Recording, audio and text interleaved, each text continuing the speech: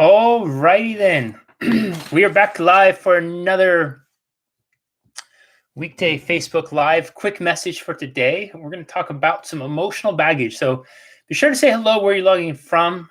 I have my last appointment ran a little long. My next meeting is starting right after this, which means I have to be short, concise, and to the point. And make sure that we get everything in. Say your hellos, say where you're logging from, that whole thing. I am not going to have too much time to interact because I have to jump over to the Moving Forward group right after this. But I wanted to give you this message really quick about the ditching emotional baggage. So the other day on my Facebook page, my personal Facebook page, which if you don't follow that one, be sure you do. I put a I don't know if it's a quote. Do I quote myself? I put up a quote, my quote. A thought. It sounds weird to say my quote. So I put up a thought, an idea, maybe a random, what is that called? A train of thought. And it was something to the effect of, your emotional baggage is like luggage in a plane. Carrying it on is optional. You can leave your luggage behind. And I really like that, because what will happen sometimes in life is we don't realize, nor are we aware of, that we have options available to us in terms of what we carry around with us, what we take with us, and what we leave behind. All of us, so human beings are at our core are emotional creatures, right? And we're also experiential creatures. Now, what will often happen is we have an emotional experience that makes an imprint on us, and then we make a decision from that experience that we carry with us going forward, and we carry the emotion of that decision. And typically the more intense or the more unique the experience is, often the more intense the decision, the intense the emotion that comes with it. So for example, and the reason is we don't have a blueprint for it, meaning we don't know how we're supposed to act or respond or behave with those things. If I'm expecting my mail to be delivered every day at 3 p.m. and one day it shows up at 3:30 p.m., that's not really that big a deal. I'll probably adjust with that. Okay. But if something traumatic happens, I find out that a loved one has died, I find out that a partner's having an affair, I find out that a business deal has gone south, something to that degree that I may not have a blueprint for, will often make a more radical decision. Those radical decisions could be that if somebody dies, that I'm alone, that I'm never going to be happy again. If somebody's having an affair, that could be that I'm not loved, that I'm not good enough for them, I'm not worthy enough, that I should have done more. And so on and so forth. If a business deal goes bad, it could be, what did I do wrong? How could they let me down? Am I not trustworthy, or they're not trustworthy, so I'll never trust again? And we make more dramatic decisions. And then with those more dramatic decisions, we attach a more intense emotion. Somebody, I'll never love again. I'll never be deserving of love. I'm going to put the wall up and nobody's going to ever penetrate this wall. So on and so forth. Does this make sense? Has anybody ever done there, right? Had something happen and they made a dramatic decision, attached emotion to it.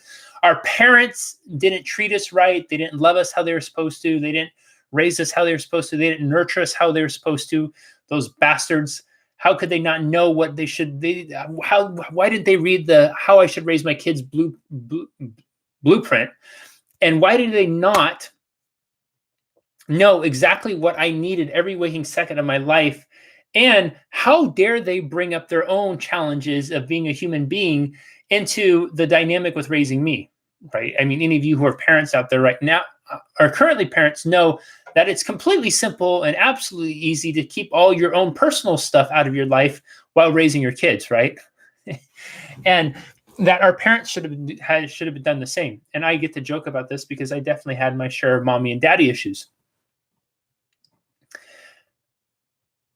So when we make those decisions and we attach emotion to that decision, that becomes what we call our emotional baggage. And we may carry that baggage around with us wherever we go, but it's totally optional. We don't have to do that. And that baggage may be something like, okay, I had this person in a relationship that had an affair. And now I go into the next relationship just expecting somebody to have an affair. I go into the next relationship feeling like I'm never going to be enough as I am, and that they're always going to want someone else. And so then what happens? You start to interact with that person that way. You start to experience them that way. And then when the relationship works out, what do? You get to say, well, there it goes. I prove it. I knew that was going to happen. Why did I even bother trying? Somebody that you love and care about dies unexpectedly. Once they pass, you can carry on this emotion, right? That people leave me, people won't stick around. I mean, we attach all sorts of things to it, right? And so then when somebody else passes away, we can just attach that. Well, there's somebody else. Why do I even open myself up? Why do I even try to love? Why do I even try to care if people are just going to leave me? Does this make sense? And we keep making decisions that attach more and more meaning to these things, which in turn brings on more baggage. And so pretty soon we start walking around and we might start our life walking like this. But then as we carry more weight, we're down like this, we're down like this. And we become so much more diminutive in our presence because we're weighed down by so much baggage. Can anybody relate to this at all? This baggage will be completely crushing, and it will be life limiting, and it will be soul destroying if you continue to carry it around. And there is no rule in life that says that you're required to carry your baggage around. Carrying a baggage is your choice. And I want to first say that I say that from the most loving place possible. Because often when we make the decision to carry our baggage around, we're not even aware that we're making that decision. I don't think any of us, when we're in those moments, those really traumatizing and traumatic moments of life, are going in our heads saying, my gosh, I'm going to decide right now that I'm never going to be loved again because that's so fucking fun. Of course we're not. But we do it unconsciously. And then before we know it, once we've made that unconscious decision, we start pulling from life, experiences, stories, all these types of things to support that decision until we eventually believe it, if I could say it, as the gospel. So much to the point that we might go tell it on the mountain. We might update our Facebook statuses to support it, et cetera, et cetera. But that doesn't have to be the case. There is no one out there obligating you to carry around your baggage. And if you find that it's weighing you down, with all my heart, I encourage you to let it go, to release it, to leave it behind. Or just if you're not quite ready to let it go, because sometimes we really hold on to our baggage and keep it close to us because we get a payoff from it. That payoff comes in the form of identity. It comes in the form of maybe making some excuses. It comes in the form of justifications. It comes in all sorts of forms. And so if you're not quite ready to let that part of it go, just do yourself a favor and just try setting it by the front door when you walk out that day. And just give yourself the gift of experience of what a day in life can be like without the burden of your baggage. Notice how the air feels on your face. Notice how it smells, if it smells a little different. Notice the lightness you'll feel in your step. Notice the openness you'll feel in your heart. And then ask yourself, is carrying that baggage around really worth it? I don't have time to get into the actual releasing of baggage here in this conversation. That would be something that if you wanted to dive deeper in that, you can message me about it. We can talk about doing an actual coaching program. I have all sorts of trainings like that. But I wanted to give you something really quick, just an idea, an aha concept about this baggage, where it comes from, and the choice we have with it. And if you take away anything from this today, it's just recognize that which weighs you down, it doesn't have to weigh you down. You have permission and you have the ability to take it off. Imagine it's a backpack that's attached to you. You can remove the straps and set it down. And a really easy way to test that, because we may not be able to physically take that backpack off if we're talking metaphorical baggage here, but a really easy way to test that out is just to ask yourself, if I didn't have this baggage, if I didn't have to carry around this baggage, what would life be like? What would I look like? What would I feel like? How would I act? And then whatever those answers are, pretend that you're an actor getting ready to audition for the role and act out those responses. Just give yourself the gift of experience. Test it out and see how it feels. And I think you'll be pleasantly surprised. So I hope this has been helpful for you all. Really quick, I see Larry's on here. Larry, Carrie, Violet, Carol, Pete.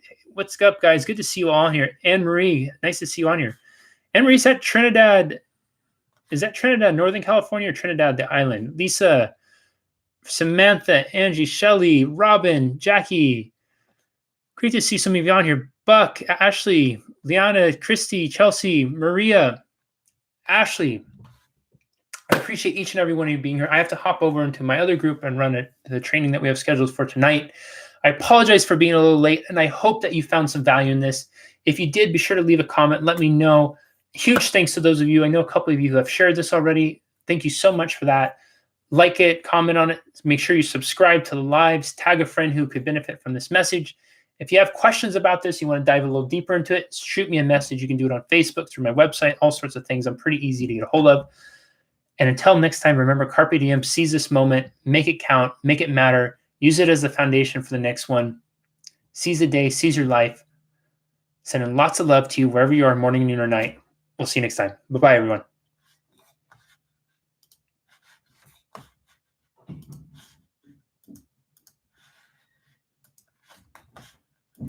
Thank you, Maria, for joining in from the UK. I appreciate you being here.